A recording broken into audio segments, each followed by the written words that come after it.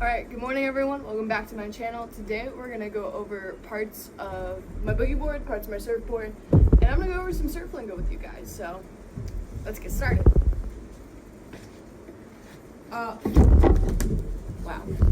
Start with the boogie board, also known as a body board. There are a couple derogatory terms that I will not use on this channel, but I do like one colloquial term in Australia is shark biscuit. I think shark biscuit's just kind of funny and cute. Fun fact about the boogie board, it was almost called a snake board, and snake was an acronym for stomach, navel, arms, knees, elbows. And those are all parts that are used to ride the boogie board. Those are actually, I was like, that's crazy, and then when I hopped on, I was like, oh yeah, all of my body parts are on the board. Got the nose, got the tail, got the rails, got the body. Pretty simple design. It comes with a leash, or most boogie boards have leashes that go on the arm, or on the wrist, I should say, not the arm. So they go on the wrist. So you don't lose it in the waves.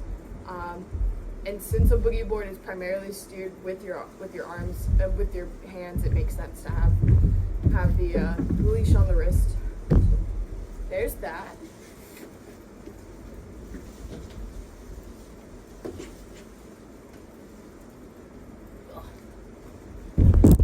Now onto the surfboard. I have a 5.5 from Kona, which is a part of their soft top collection. Soft tops are usually used for beginners. I did have a friend tell me I should have just went with he said a hard top. You know, hard top, they're made out of fiberglass usually, or depending on what you want, sometimes wood. As someone who has gotten raked over and hit their head off of this board, I can tell you soft tops are worth every second and every penny. I have a fish body style, which means it's not like a longboard or a log, as they would call it, which is relatively flat and a lot easier to kind of get up on, because it's like a log is huge. They run about 8 foot. Usually mine's 5 foot 5 inches, which is really good for me. I find it a little bit easier. It's all about personal preference and kind of what your body is used to. Got the nose, got the tail, and you have on this, you have a nose rocker. So if I set the board down, this is a nose rocker, and this actually helps on bigger waves. So it's designed to not take a nosedive as much as like a log or a longboard will be relatively flat and can easily, the nose can get stuck when you're trying to get the wave. So this helps with that. Got a leash. Leash is 6 foot, and this is this goes on your foot, and this goes on your dominant foot. You can ride, I think they call it standard, which is when you're right foot dominant or right hand dominant, so your right foot's back, or goofy, which is when your left foot's back. These are also skating terms, and I think snowboarding as well. Like, you ride regular or you ride goofy. That's what it is, regular or goofy. So fun little tidbit there. 6 foot, this is a good leash. This is not going anywhere. And like the whole soft top collection, like a lot of boards in general, we got the fins, and you can ride these as a thrust configuration, like you see here, a twinny or a twin fin, as you see here, a single fin, as you see here, or no fin. Because it is a soft top, it'll ride a little bit like a boogie board. You can have a lot of fun with no fin, from what I'm told. I'm not experienced enough for that yet. And then, whole camera shot. terminology is the same as the boogie board. You got the tail, you got the nose, and then the sides of the rails, you got the body. And then real quick, while we're still on the topic, you have what is called a fin key. This is kind of, I'll probably get a closer shot hopefully later. This is just, it's like an Allen wrench sort of device. It's what's used to put the fins in. And that's another reason I like the soft top, is because these fins are surrounded, first of all, this is like a hard plastic anyway, but the fins are surrounded by this movable rubber that's designed like, I mean, it's gonna like, you're gonna feel it, but it's not gonna like cut you. I was talking, one of my surf instructors actually was telling me how his board, he wiped out, his fin cut his wetsuit, and it started filling with water. And he had like, this was like January, so we had boots on, gloves, so none of the water drained. And I thought, wow, that's insane. These won't do that. So another reason to like look into soft tops. But yeah, fin key, very important. I do have my toolbox with me, so it's not detrimental if I lose this, but I also don't want to lose this. And then, I don't know if it'll show up on camera, but there is some stuff on the body of the board, and that stuff is wax. Take it out of the, I don't know why I keep it in the paper. The paper's destroyed, basically.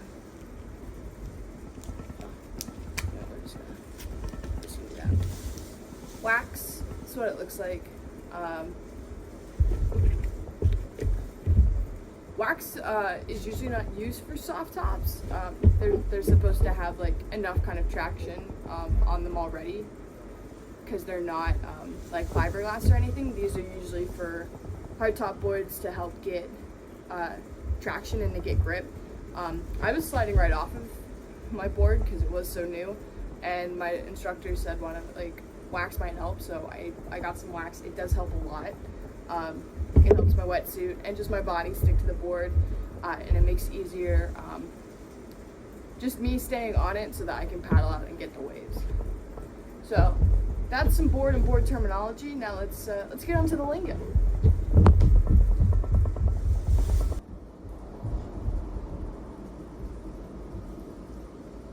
Alright, I'm on my laptop right here because I couldn't remember all this off the top of my head. So, start with some waves. Waves will break in a number of different ways.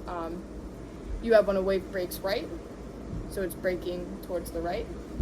When it breaks left, it breaks towards the left. So you'll see like when a wave, like the crest of it, and you'll see it start to break. And then you notice most of the time, sometimes like depending on the conditions, they'll just kind of dump, but they will break down a line. So they either break left or right, or something that's called an A-frame, which means they break equally to the left and to the right. And that in turn can determine if you're riding front side to the wave or back side to the wave. Front side means your front's to the wave, back side means your back's to the wave. That all kind of depends on which way the wave is breaking, and of course if you're regular or goofy footed. Oh, and then riding the line. So riding the line, I actually did this in my lessons, so there's no footage of it, but trust me, I did do it. And I'm starting to do it a lot more with my boogie board as well. Riding the line means that you're riding the wave as it's breaking. So you're not just riding it straight into shore, you're riding it at either the left or the right, whichever direction the wave broke. So that was cool. Beach breaks. So the only reason I bring up beach break, so there's beach break, reef break, I think shore break. There's a couple different breaks. I wish I had my notebook for Raging, which is the novel I'm working on currently, has like 8 pages full of just surf lingo and surf terminology that I was using. I am a terrible writer and forgot it back home and never had anyone bring it and or ship it down. So I forgot all the breaks, but beach break is what's really important, because in Wildwood especially, we have beach breaks, and that's when the waves break over sandbars. So, and then you have the inside break and the outside break. So Wildwood's got 2 sandbars from what I know. and you guys, I think, have seen in some footage, or I will eventually show you in some footage, when it's low tide, you can actually, like, it exposes the sandbar, which is really cool to see, because when you walk out and you're standing on it, you're like, this is like waist deep in water at high tide. So they break on sandbars. The inside break is the break that is closest to the shore, but isn't the shore break. That's when the waves break like right on the shore. So it's whatever's closest to shore is called the inside break, and then the outside break is the furthest place from the shore where the waves are still breaking. So I actually got to go on the outside break when I was in my lesson, my second lesson. My first lesson was the inside break, second lesson was the outside break. That was a little nerve-wracking for me. I was out there super far. I was out with my instructor and then a kid who's just, that's where he was going to get the waves. And sometimes that's where the waves are breaking. You have to go to the outside break.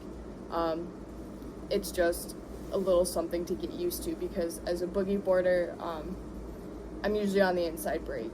That's usually where I live. Bomb, massive wave. I considered it a couple of days ago. We had some major bombs. These were just huge 4-foot waves that were I think I have it written down. I was just getting raked over. So getting raked over is to be pounded by strong waves when paddling out to catch waves. So when you have today's conditions looking for 2 to 3 foot, which is pretty good. I had some 4-foot bombs just drop down on me, and I had to do what's called a turtle roll. So how you avoid waves that are breaking, you can do 2 techniques. You can do a duck dive, which is when you take the nose of your board and you dive it underneath the wave before it breaks, and then you pop out the other side. That's hard to do on a soft top because it's a little more buoyant, and it doesn't work the same way as like a fiberglass board does.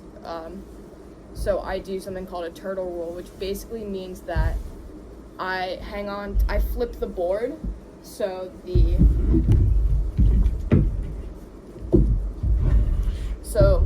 bottom is exposed upward, and then I hang on to the rails and I just let the wave come over me. It's pretty effective. I remember seeing it in a movie, I think, or learning about it online, and I just thought I was like doing it. It protects you, the surfer, because you have the whole board over top of you protecting you.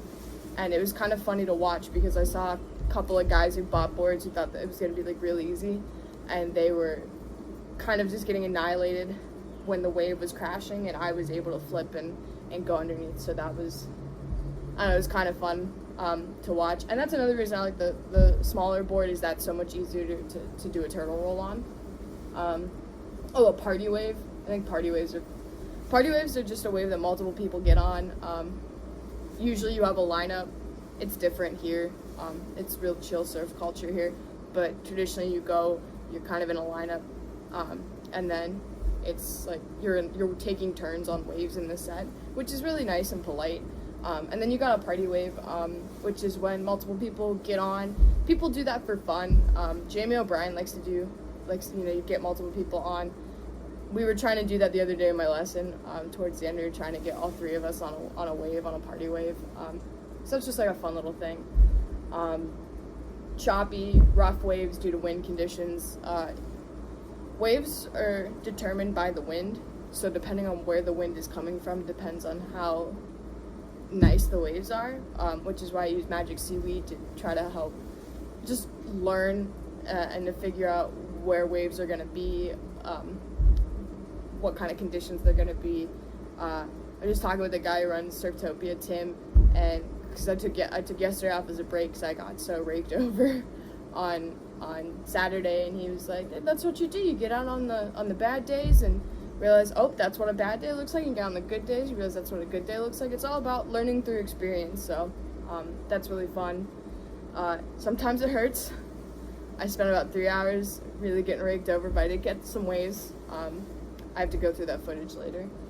So that's all of that. Pig dog. Pig dog's a position that basically involves one hand being down It's also a restaurant here in Wildwood, which is interesting. I was doing a little pig dog on my lessons, so one hand was down, so I basically have 3 appendages on the board to kind of help stabilize myself. Pig dogging is something a lot of people do in barrels. They grab on the rail to get a little more stability, so they don't just like flip over. Raked over, we went over. Wax, we went over. Soup is whitewater. You're in the soup, you're in the whitewater, and whitewater is like a broken foamy wave. Whitewater usually happens like at the end of waves. There's a lot of whitewater the other day. So it's like soup, you're in the soup. Wipeout is pretty self-explanatory. Falling off a wave while surfing. I've been doing a lot of those lately. Getting worked, getting knocked off by a wave, and being in the washing machine. So the washing machine is when I was actually in this the other day. I took a nosedive and ended up just you're getting worked. You're getting just kind of spun. I haven't been like spun like that in a while. So it was like interesting. The waves aren't huge here. Like I said, it was maybe 3-4 foot. So I wasn't under long, but I was under long enough to get spun and to get worked. Men in gray suits. I don't want to say the word, so here's a visual aid. This is a man in a gray suit. I've never heard anyone call them this, but then again, I've been very fortunate. I've never seen them. In Jersey, there are a lot of, especially here in Wildwood, there's a lot of dolphin tours. So you see dolphins all the time, which is a little nerve-wracking at first because we don't see the curve of the back. You just see fin. It does freak you out a little bit. But dolphins are very good company to keep because they usually keep the other guys. They keep the men in the gray suits away. So every time I see dolphins, my best friend's favorite animal is a dolphin, so I get really excited because I think of her. And then I think I'm safe. I'm in a very comfortable area, which I think is why I am not really, like, I rush out there, and I'm never really super scared as I would be in other places. And then just some last minute lingo about kind of people or I guess other kind of just surf terms. Aggro. I hear aggro getting brought up in other places, which I think is just weird because people don't know what it means. Aggro is aggressive surfing or an aggressive surfer. I think people in my stage management life might see me as a little bit aggro, but when I'm on my board or in the ocean or not in the theater, I'm really calm, I'm really chill. So aggro, you never want to be an aggro surfer. People, it's very chill, it's very, everyone's just kind of out there to have a good time. You never want to be labeled an aggro. Amped, feeling excited, pumped up, sick, stoked, psyched, all kind of synonyms that are used.